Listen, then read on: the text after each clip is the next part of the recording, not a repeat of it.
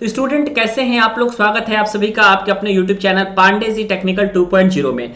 अभी तक आप सभी स्टूडेंट का पॉलिटेक्निक एंट्रेंस एग्जाम का रिजल्ट आ गया होगा, जिसमें आप अपने नंबर और ओपन रैंक और कैटेगरी रैंक देख चुके होंगे।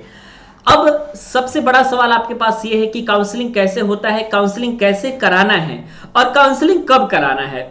ये आपके पास सवाल जो है बार बार आपको परेशान कर रहा होगा। तो इसी सवाल का जवाब देने के लिए आज का यह वीडियो आपके लिए मैं लेकर के आ चुका हूं, जिस वीडियो के माध्यम से आप यह जानेंगे कि काउंसलिंग की प्रक्रिया कब होगी, काउंसलिंग एक्चुअली में कब होगा, ये सारी बातें आपको मैं बताऊंगा। सबसे पहली बात तो काउंसलिंग के लिए जो नोटिस और जो काउंसलिंग के लिए जो शेड्यूल आता है, जिस शेड्यूल के माध्यम से आप यह जान पाते हैं स्टूडेंट कि काउंसलिंग हमको कितने राउंड में करानी है, काउंसलिंग कराने का नियम क्या होगा, क्या फर्स्ट राउंड में काउंसलिंग के आधार पे ही हमारा बाकी सारे राउंड का रिजल्ट आएगा, फीस कैसे सबमिट करनी है, 3000 रुपए फीस की रसीद कब जमा लगती है, 250 रुपए कब पेमेंट करनी है, सब बातों के बारे में आज के इस वीडियो के माध्यम से बताएंगे। सबसे पहली बात आप यह जानिए कि काउंसलिंग का जो शेड्यूल है वो आज शाम तक आ सकता है या फिर कल परसों में आ जाएगा।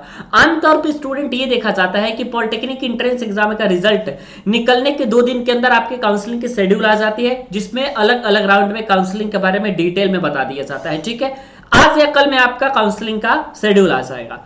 अब शेड्यूल में स्टूडेंट अगर मैं पिछली बार के शेड्यूल से थोड़ा सा कंपेयर करूं तो आपको यह पता लगेगा कि पिछली बार में फर्स्ट राउंड में रजिस्ट्रेशन होता था, 250 रुपए रजिस्ट्रेशन के लिए दिए जाते थे।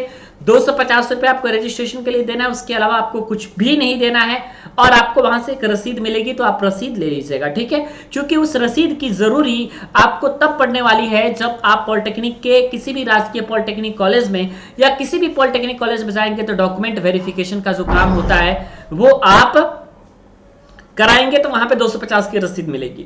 जैसे ही स्टूडेंट आप देखिएगा कि आपका कॉलेज मिल चुका है, मैं तब का प्रोसेस बताता हूं। लेकिन अगर मान लीजिए आपको कॉलेज नहीं मिला है तो आपको क्या करना है, नेक्स्ट राउंड के काउंसलिंग में पार्टिसिपेट करना है। उसी रजिस्ट्रेशन पे बार बार 250 रुपए की फीस आपको नहीं लगेगी। ठीक है, तो आपको एक ही बार सिर्फ फीस देना है और इसके अलावा आपको जो है नेक्स्ट राउंड में काउंसलिंग में पार्टिसिपेट करना है। मान लीजिए कॉलेज मिल जाता है तो 2 ऑप्शन है, एक फ्रिज का है, एक फ्लॉट का है। मान लीजिए कि आपको कॉलेज पसंद है, क्योंकि उम्मीद है आप सभी स्टूडेंट सोच समझ के ही कॉलेज भरेंगे, सोच समझ के ही ब्रांच भरेंगे। कॉलेज और ब्रांच अगर आपको पसंद है, अगर आप उसमें पढ़ना चाहते हैं तो आप स्टूडेंट सबसे पहली बात कि वहां पे पढ़ाई स्टार्ट करने से पहले आपको 3000 रुपए की फीस जमा करनी पड़ेगी, जिससे आपको ये कंफर्म पता चल जाए कि हाँ जी आपको कॉलेज लेना है। ठीक है, 3000 रुपए का फीस आपका साइबर कैफे से भी कट सकता है।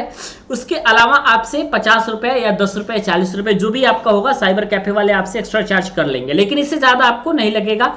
और उसके अलावा आपका होगा student document verification. Document verification का नियम यह है, कोविड आने के बाद से मैं बता रहा हूं, कोविड आने से पहले आपका यह रूल हुआ करता था कि जिस भी कॉलेज में आपको कॉलेज अलॉट हुआ है, चाहे आप कहीं के हैं, जैसे मान लीजिए आप बाराबंकी के हैं, लखनऊ में आपका कॉलेज अलॉट हुआ है, तो आपको लखनऊ उस कॉलेज में जाना पड़ेगा डॉक्यूमेंट वेरिफिकेशन कराने के लिए। लेकिन जैसे ही कोरोना आया, कोरोना आने के बाद सारी सिनारियो चेंज हो गई। सिनारियो कैसे चेंज हुई है, सिनारियो कुछ इस तरीके से चेंज हो गई है कोरोना आने के बाद स्टूडेंट की। अब क्या है, अब नियम ये लग गया है कि आप अपने जिले के किसी भी राजकीय पॉलिटेक्निक कॉलेज में जाकर के डॉक्यूमेंट वेरिफिकेशन करा सकते हैं।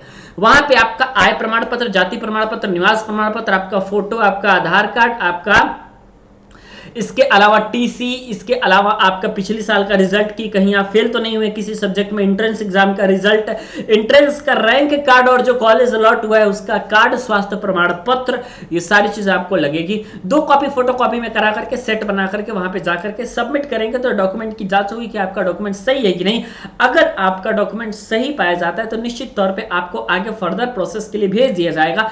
आपको जिस कॉलेज में भी आपको पढ़ना है उस कॉलेज के प्रधानाध्यापक के पास जाकर के, और वहां पे आपका नोटिस पे ऑलरेडी लिखा रहेगा कि किस अकाउंट नंबर में आपको फीस कटानी है, उस अकाउंट नंबर में आप जाकर के स्टूडेंट फीस कटा लीजिएगा। और उस अकाउंट नंबर में फीस कटाने के बाद नॉर्मली आप क्या कर सकते हैं, एक एडमिशन ले सकते हैं, एडमिशन का लेटर आपको इशू हो जाएगा। ठीक है, ये तो टोटल प्रोसेस रहा।